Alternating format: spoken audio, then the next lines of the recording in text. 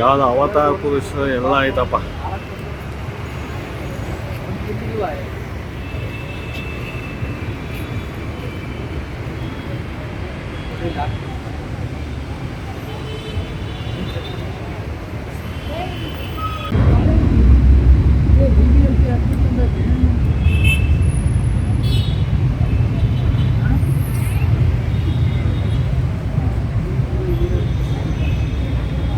ಸುಮಾರು ವರ್ಷ ಆದಮೇಲೆ ಮಹಾರಾಷ್ಟ್ರ ಅವ್ರನ್ನ ತುಂಬ ಚೆನ್ನಾಗಿತ್ತು.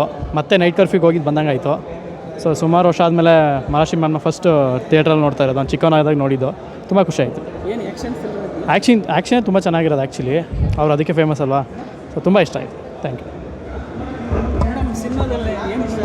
ನಿಮಗೆಲ್ಲ ಇಷ್ಟ ಆಯಿತು, ತುಂಬ ಚೆನ್ನಾಗಿದೆ.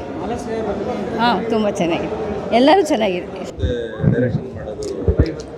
ಅಲ್ಲ, ಮಾಲಾಶ್ರೀ ಅವ್ರ ಜೊತೆ ತುಂಬ ಈಸಿ, ಬಟ್ ಕಾನ್ಫಿಡೆಂಟ್ ಇರ್ಬೇಕು ನೀವು ಅಷ್ಟೇ. ನೀವು ಚೀಟ್ ಮಾಡೋಕ್ಕಾಗಲ್ಲ. ನಾವು ಏನು ಕತೆ ಹೇಳ್ತೀವೋ ಆ ಕತೆ ಕಂಪ್ಲೀಟ್ ಬೌಂಡ್ ಸ್ಕ್ರಿಪ್ಟ್ ಓದ್ತಾರೆ. ಓದ್ಬಿಟ್ಟ ಮೇಲೆ ಅವರು ಏನಾದ್ರು ಸ್ಪಾಟಲ್ಲಿ ಚೇಂಜ್ ಮಾಡ್ತು ಅಂದರೆ ಅವರು ಗೊತ್ತಾಗುತ್ತೆ. ಸೊ ಹಾಗೆ ಮಾಲಾಶ್ರೀ ಅವ್ರನ್ನ ನಾವು ಚೀಟ್ ಮಾಡಲಿಕ್ಕಾಗಲ್ಲ.